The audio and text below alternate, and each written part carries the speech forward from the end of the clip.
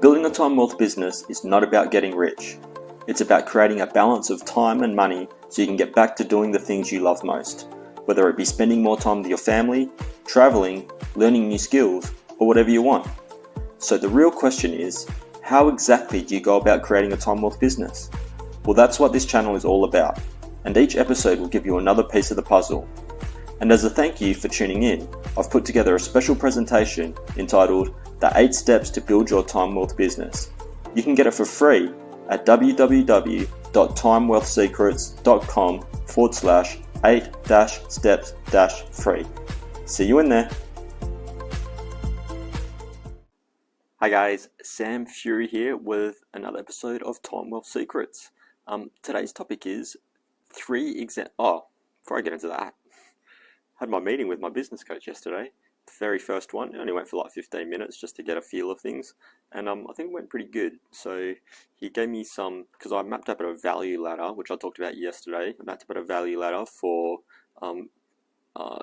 survival fitness plan like a couple of days before, and he went over it with me, and he said probably should do a few small change, or actually what he said is like go watch these 2 modules of his course. It's a Facebook course, primarily it's a Facebook course, but he because that's what I wanted at that time, but then they actually do a lot of other stuff, so he said it's better, well I knew this anyway, it's better to concentrate on getting the funnel good, so then when we run Facebook ads it'll be much more profitable.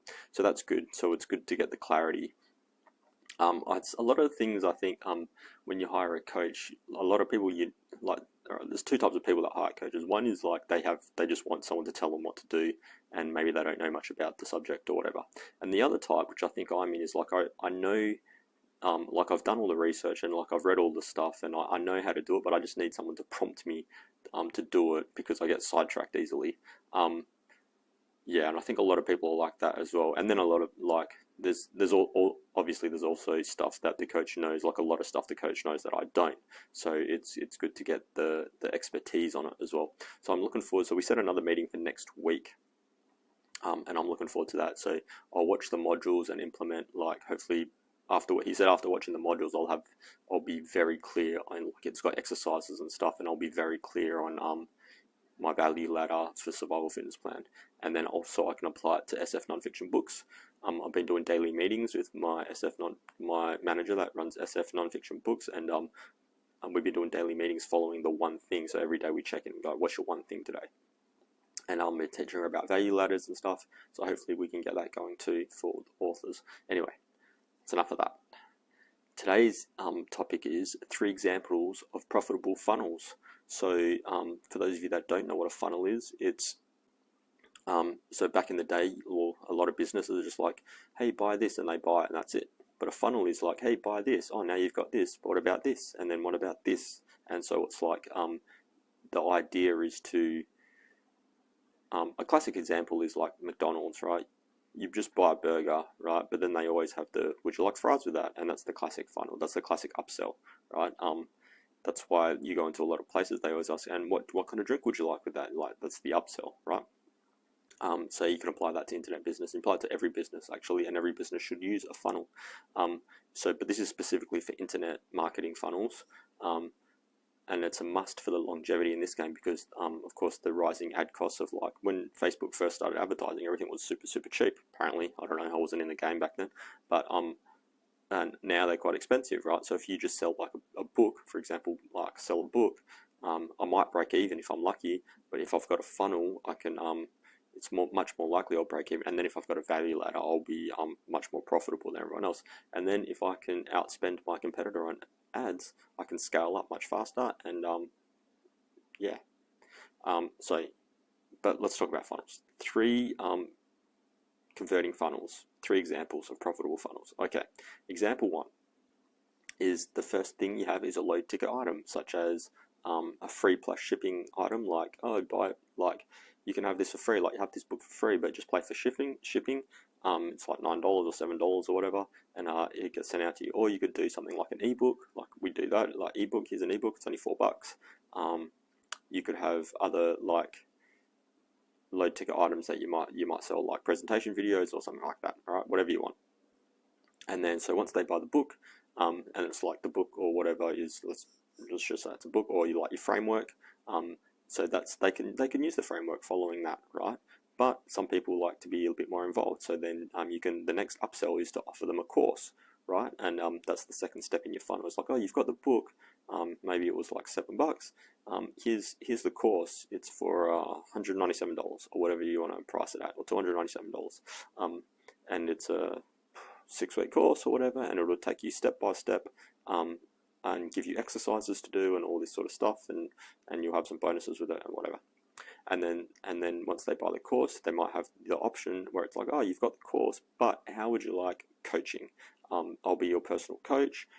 We can help you, like you'll get special attention all through the thing, right? So that's one example of a low ticket, of a profitable funnel. And yeah. Example number 2 is you can have a lead magnet, and a lead magnet is kind of like the free, is kind of like the low ticket item, except the difference is that it's free, right? So you're much more likely to get people to opt in for a free thing in exchange for their email. But the difference is because they haven't actually physically taken out their card to pay for anything, to get an actual sale from this, it's like more in the future, right? But you can do this. So usually what happens is you have a lead magnet, and then once they opt in for the lead magnet, you take them to the second page, and that might be for example, a paid challenge.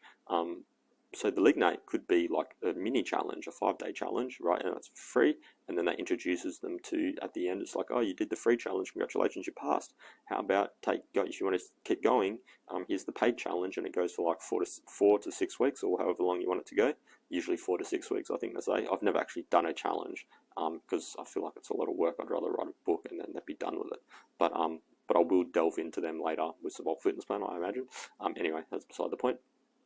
And then take the challenge, and then maybe the next step will be, right, oh, you've got the challenge, the everyday challenge, but if you want, we can have the VIP option, and the VIP option is like similar to coaching, I guess, or it's like you get a lot of better bonuses, you get special attention, all that sort of stuff. So that one is lead magnet to paid challenge to the VIP challenge option, right? That's another example. Okay, example number 3 is a webinar.